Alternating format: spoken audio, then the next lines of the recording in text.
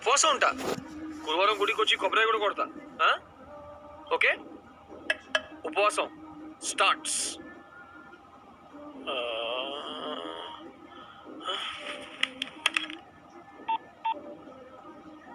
Hello hello Swathi, నాకు ఆకలేస్తుంది. ఏం లేదు, తర్వాత చేస్తా. ఇలా మ్యారినేట్ చేసిన చికెన్ లెగ్ పీస్ ప్యాన్ లో పెట్టి ఒక 15 మినిట్స్ ఫ్రీజర్ చేస్తే రెడీ. ఇప్పుడు మటన్ ఎలా చేయాలో చూద్దాం.